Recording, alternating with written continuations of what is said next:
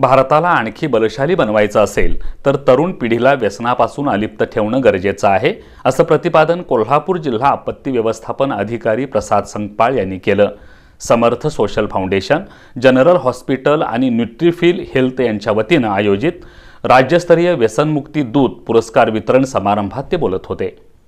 देशात वाढत असलेल्या व्यसनाधीनतेला आळा बसावा आणि मानवाचं जीवन आरोग्यमय आणि सुखी समाधानी व्हावं यासाठी समर्थ सोशल फाउंडेशन, जनरल हॉस्पिटल आणि न्यूट्रीफिल हेल्थच्या वतीनं नाशमुक्त आणि मधुमेहमुक्त भारत हे अभियान राबवण्यात येत आहे।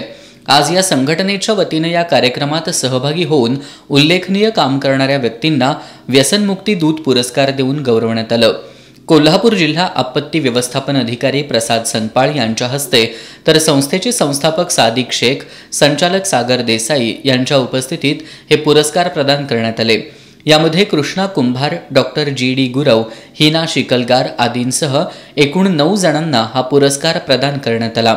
यावेळी बोलताना प्रसाद संकपाळ यांनी भारतात वाढत चाललेल्या व्यसनाधीनतेवर चिंता व्यक्त करत हे दुष्टचक्र थांबवण्याची गरज व्यक्त केली। या प्रसंगी जिल्हा व्यवस्थापन समितीमध्ये उल्लेखनीय काम करणाऱ्या जवानांचा पुष्पगुच्छ देऊन सत्कार करण्यात आला। यावेळी संचालक प्रदीप कुंभार, सुहास पाटील, देवदास जाधव, असलम शेख, संदीप कुंभार यांच्यासह संस्थेतील पदाधिकारी, कर्मचारी आदी उपस्थित होते।